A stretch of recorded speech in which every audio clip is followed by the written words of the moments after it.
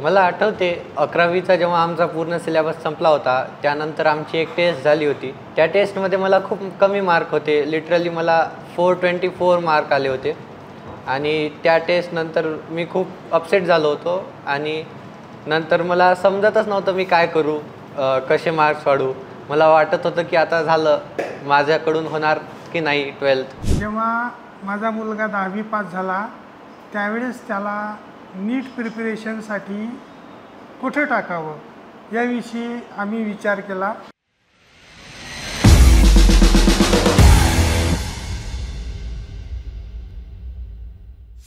Hello everyone, I am an IIBian Rohan Damodar Kharche from Umarkhed district Yavatmal. My father is a principal at Vasantrao Naik Junior College Bittergaon and my mother is a housewife.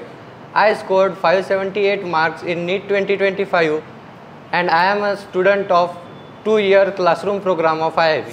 मी जेव्हा 10th मध्ये होतो तेव्हा मला असं लक्षात आलं की माझा बायोलॉजीमध्ये इंटरेस्ट आहे आणि ह्यूमन बॉडीचं स्ट्रक्चर, त्याचं फंक्शन, त्याची फिजिओलॉजी हे समजून घेण्यात मला फन वाटू लागली आणि त्यामुळेच मी नीट करायचं निवडलं आणि म्हणूनच मी IIB जॉईन केली. सो मला मोटिवेशन एकाच गोष्टीतून भेटते, ते म्हणजे जेव्हा माझं मेडिकल फील्डमधलं एज्युकेशन संपेल आणि ज्या वेळेस मला पेशंट्सला ॲक्च्युअली डील करावं लागणार आणि त्यांच्याशी भेटून त्यांच्या ज्या समस्या आहे त्या सोडवण्यात जे मला सॅटिस्फॅक्शन भेटणार आणि त्यांच्याकडून जो रिस्पेक्टही भेटणार, हेच माझं सर्वात मोठं मोटिवेशन. नीटच्या दिवशी मी एकदम रिलॅक्समध्ये सकाळी उठलो होतो आणि त्या दिवशी मी प्लॅन केला होता की काहीच वाचायचं नाही, फक्त मी सकाळी थोड्याशा मित्रांची फोनवर गप्पा मारल्या आणि त्या गप्पाही पेपरबद्दल तर बिलकुलच नव्हत्या, अशाच काही मॅचबद्दल वगैरे होत्या. आणि त्यानंतर आम्ही 9-9:30च्या दरम्यान सेंटरसाठी निघालो. माझं सेंटर नांदेडहून ऑलमोस्ट 55 किलोमीटरच्या अंतरावर होतं.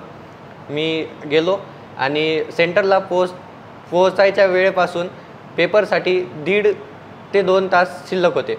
सो आम्ही तिथं थांबलो थोडा वेळ आणि पेपरला 45 मिनिट शिल्लक असताना मी सेंटरच्या आत गेलो.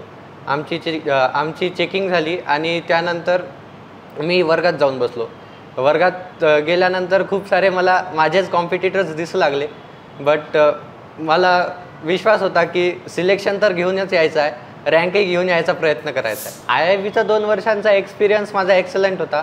मला सगळ्या टीचर्सकडून बरोबर गायडन्स मिळत गेलं आणि जेही डाऊट माझे होते ते सगळे टाईम टू टाईम सॉल्व होत होते आणि मला इथं जर घरी माझा अभ्यास होत नसला तर इथंही अभ्यास करण्यासाठी सरांनी खूप फॅसिलिटीज अवेलेबल करून दिल्या होत्या आणि ओव्हरऑल माझी नीटची जर्नी एकदम सोपी केली होती IIBने. सो एक्सपिरियन्स तर नंबर 1 होता. IIBमध्ये म्हणजे मला जसे क्वेश्चन्स अपेक्षित होते सर त्या पद्धतीने मला पर्सनली पण गाईड करायचे, वेगवेगळे असाइनमेंट्स प्रोव्हाइड करायचे आणि मला कधीच असं वाटलं नाही की मला क्वेश्चनची शॉर्टेज आहे किंवा मी आता कोणतं बुक रेफर करू क्वेश्चन सॉल्व करण्यासाठी, असं कधीच झालं नाही. सगळं काही IIBने मला प्रोव्हाइड केलेलं आहे आणि एक जे आमचे IIBमध्ये जे टेस्ट सिरीज व्हायच्या किंवा जे टेस्ट पेपर्स व्हायचे, तर एका पेपरमध्ये मला खूपच कमी मार्क आले होते. तेव्हा माझा त्या पेपरचा स्कोअर 424 होता. सो तो पेपर झाला. नंतर मला त्या पेपरबद्दल खूप रिग्रेट झालं, बट IIBमधल्या फॅकल्टीजनी मला कन्सल्ट केलं आणि माझी काउन्सिलिंग केली. सो मला खूप सपोर्ट केला. मला आठवते 11वीचा जेव्हा आमचा पूर्ण सिलेबस संपला होता त्यानंतर आमची एक टेस्ट झाली होती. त्या टेस्टमध्ये मला खूप कमी मार्क होते. लिटरली मला 424 मार्क आले होते आणि त्या टेस्टनंतर मी खूप अपसेट झालो होतो आणि नंतर मला समजतच नव्हतं मी काय करू, कसे मार्क्स वाढवू. मला वाटत होतं की आता झालं, माझ्याकडून होणार की नाही 12th. सो मी एकदा सरला भेटून पाहावं म्हटलं. सो मी सरकडे गेलो आणि सरांनी मला सांगलं की काही हरकत नाही, एखाद्या 2 पेपरमध्ये आपल्याला कमी मार्क्स येऊ शकतात, बट आपण घाबरून जाण्यासारखं काही कारण नाही, आपण याला रिकवर करू शकतो. आणि सरांनी मला सांगितलं की तू काय कर, तुझं काय चुकत आहे याबद्दल सरांनी मला गाईड केलं आणि मी ते स्ट्रिक्टली फॉलो केलं आणि नेक्स्ट 8 दिवसानंतर आमची जी नेक्स्ट टेस्ट झाली होती त्यामध्ये माझा स्कोर 670+ होता. IIVची केअर म्हणजे IIVची केअर फक्त एक्झामपर्यंत संपत नाही, तर IIV त्यांच्या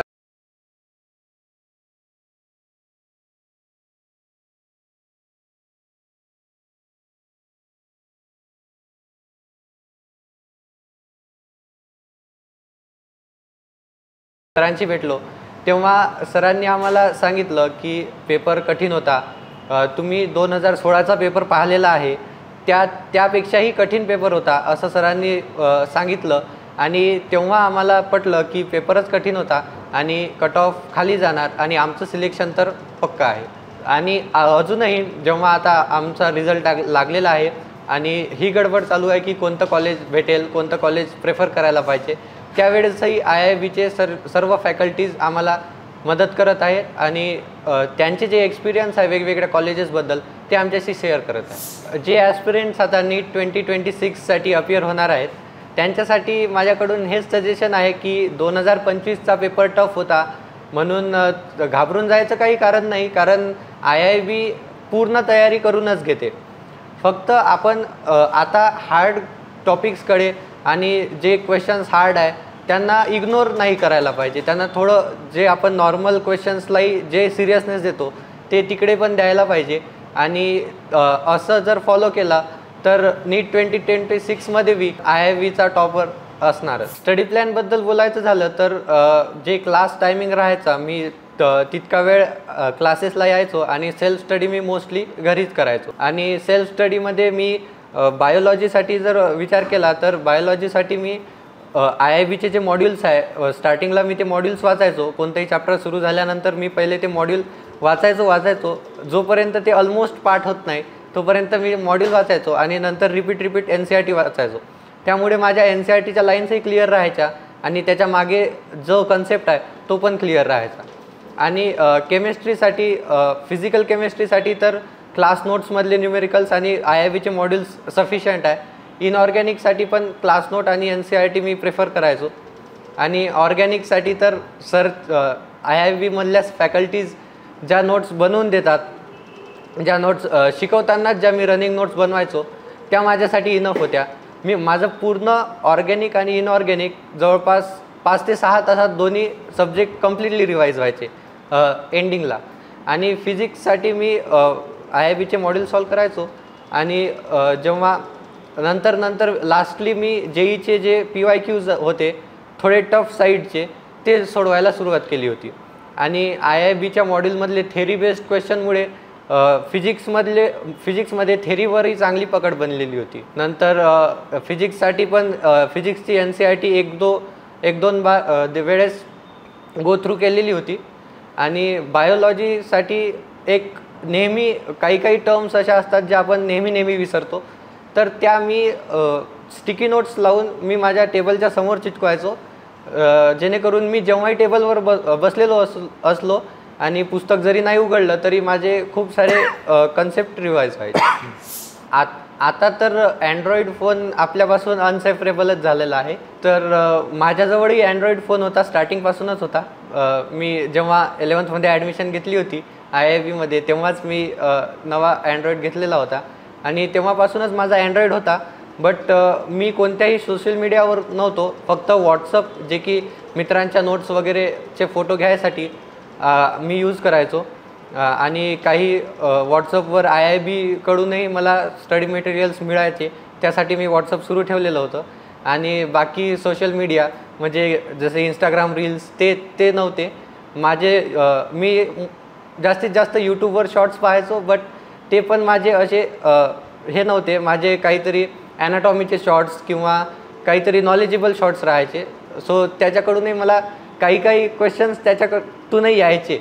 IIVच्या ज्या टेस्ट सिरीज व्हायच्या त्याच्यात एखादा क्वेश्चन यायचा जो की आपण वाचलेला तर नसायचा, बट कोणत्या तरी शॉर्ट्समध्ये पाहिलेला असायचा, त्यामुळे थोडीशी मदत होत गेली.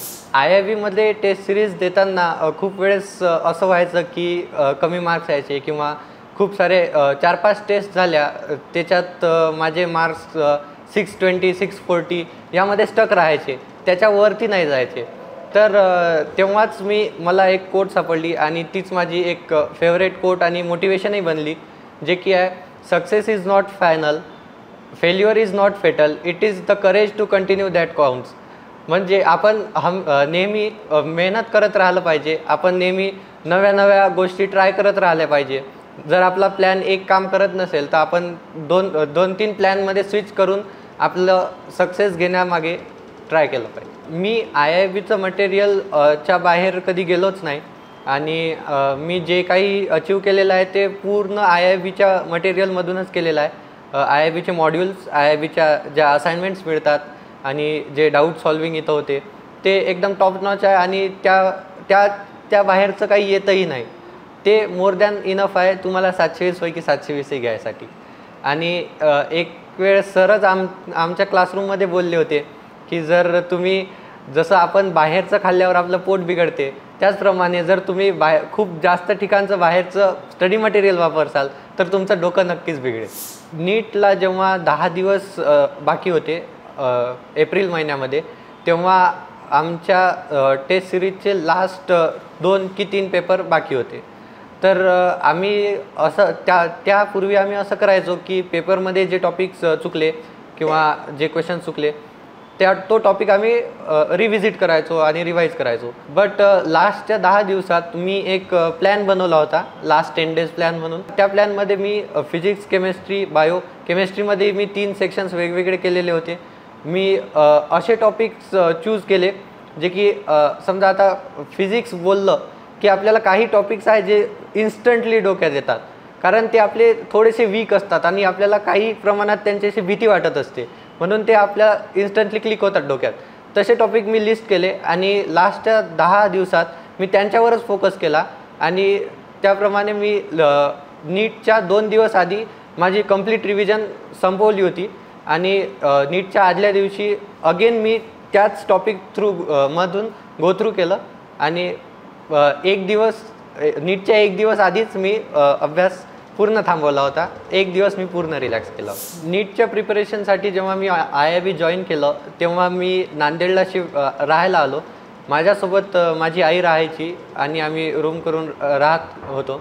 बाबाच्या ऑफिससाठी बाबा तिकडे उमरखेडला एकटेच राहायचे आणि ते स्वतः कुक करून खायचे आणि आईला माझ्याकडे पाठवलेलं होतं कारण बाबालाही एक हे होतं की आपल्या मुलाला चांगल्यात चांगलं जेवण भेटलं पाहिजे, त्याच्या तब्येतीमुळे त्याच्या प्रिपरेशनवर अफेक्ट नाही झाला पाहिजे.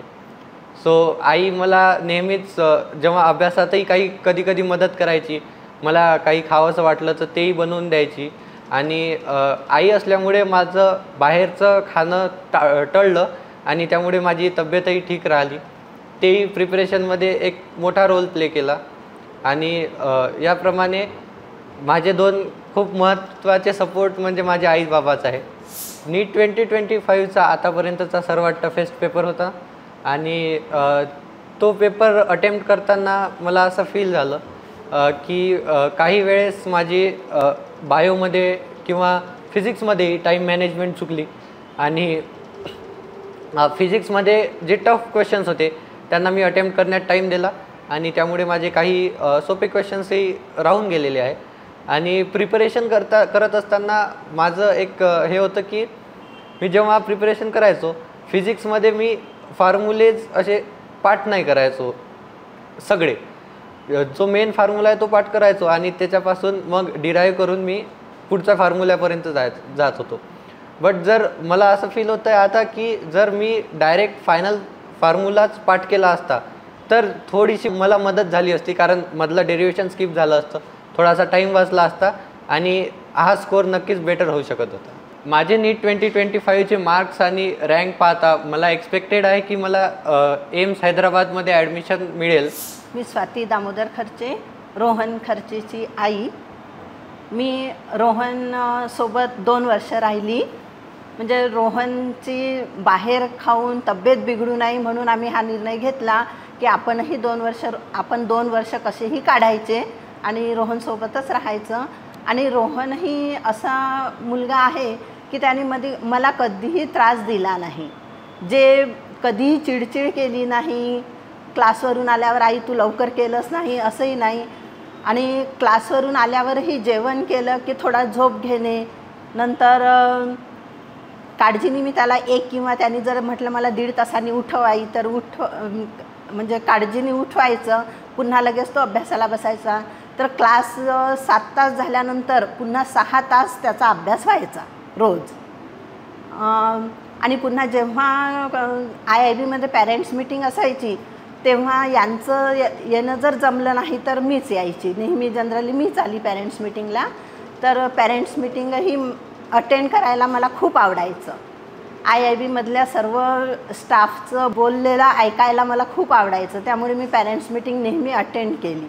मी दामोदर माधव खर्चे, उमरखेडला आम्ही राहतो आणि मी वसंतराव नाईक माध्यमिक विद्यालय बिटरगाव येथे प्राचार्य पदावर रुजू आहे. जेव्हा माझा मुलगा 10वी पास झाला त्यावेळेस त्याला नीट प्रिपरेशनसाठी कुठं टाकावं याविषयी आम्ही विचार केला आणि त्यावेळेस मी आणि माझ्या मिसेसने थोडं विचार केल्यानंतर आमच्या डोक्यामध्ये IIB-विषयी विचार आले. कारण की या अगोदरच्या बॅचला आमच्या येथील एक मुलगी IIB-ला होती आणि तिचा स्कोअर खूप छान आला होता. आम्ही तिचे अनुभव शेअर केले तेव्हा तिने सांगितलं की IIB इज द बेस्ट. कारण की मुलाला जे पाहिजे, मुलगा ज्या लेव्हलचा आहे त्या लेव्हलपासून त्या ठिकाणी IIB प्रयत्न करते आणि त्यामुळे IIB सारखी प्रिपरेशन कुठेही होणार नाही असं त्या मुलीने आम्हाला सांगितलं. त्यावेळेसच आम्ही ठरवलं की आपण 100% IIB-मध्येच त्या ठिकाणी आपल्या मुलाची नीटसाठी ॲडमिशन करायची. माझा जो मुलगा आहे रोहन खर्चे हा खूप अभ्यासू आहे, पण त्यामध्ये सर्वात महत्त्वाचा गुण म्हणजे आज्ञाधारकपणा, वरिष्ठांचा आदर. कोणीही व्यक्ती त्याच्या आवडता असो की नावडता असो त्याचा रिस्पेक्ट त्याला करायला खूप आवडते आणि त्यामुळे समजा आपण जर एखाद्याचा रिस्पेक्ट केला नाही तर त्यालाच चीड येते आणि तो सुद्धा आपल्याला सांगतो नाही बाबा त्यांचा रिस्पेक्ट करायला पाहिजे. तसं रोहनला रागवायची काही वेळ मला आलीच नाही, पण जेव्हा मी रविवारला वगैरे त्याच्या भेटीला इथं यायचो त्यावेळेस मला असं स्ट्राईक व्हायचं की हा मोबाईल जास्त बघतो का. कारण की मी ज्या दिवशी यायचो त्यावेळेस तो अभ्यास तर करायचा पण मोबाईलही सोबत असायचा आणि म्हणून त्यामुळे मी 1-2दा त्याला याविषयी थोडं रागवलो होतो. परंतु नंतर त्याने लगेच मला एक्सप्लेनेशन दिलं की मी फक्त व्हिडिओ पाहतो आहे बाबा आणि ते एज्युकेशनल व्हिडिओ पाहतो आहे. तो एक मला प्रसंग आठवतो की त्याला मी मोबाईलसाठी रागवलेलं होतं. जेव्हा 11वीपासून मी माझ्या मुलाची ॲडमिशन IIB-ला घेतली तेव्हापासून मला IIB-चा अनुभव हा अतिशय उत्कृष्ट आला. जेव्हा केव्हा मी या ठिकाणी सरांना व्हिजिट द्यायचो, याच्या रिपोर्ट कार्डविषयी विचारणा करायचो त्यावेळेस सर अगदी पर्सनली तो रिपोर्ट कार्ड मला द्यायचे आणि त्यातले जे डाऊट्स आहे किंवा त्यातल्या ज्या काही क्वेरीज आहेत त्यासुद्धा एक्सप्लेन करून त्या ठिकाणी सांगायचे. आणि बाकी तर नेहमी ते रोहनला सांगायचे की पप्पा आले की एकदा व्हिजिट द्यायला सांग. माझं तेवढं शक्य होत नव्हतं तरी मी 15 दिवसातून एखाद्या वेळेस किंवा एखाद्या महिन्यातून त्या ठिकाणी व्हिजिट द्यायचो आणि अतिशय आपुलकीने ते त्या ठिकाणी मला त्यांच्या समस्या, मुलाच्या समस्या वगैरे सांगत आणि काय काय लक्ष द्यायला पाहिजे याविषयी सांगत असत. तसंच त्याच्या खाण्यापिण्यावर लक्ष द्या, त्याच्या तब्येतीची काळजी घ्या याविषयीसुद्धा बऱ्याचदा त्याचे शिक्षक वर्ग मला त्या ठिकाणी मार्गदर्शन करायचे. सो माझ्या सक्सेससाठी मी माझे पॅरेंट्स, फ्रेंड्स आणि संपूर्ण टीम IIB-ला धन्यवाद देतो. Thank you everyone. Thank you very much. Think NEET, think IIB.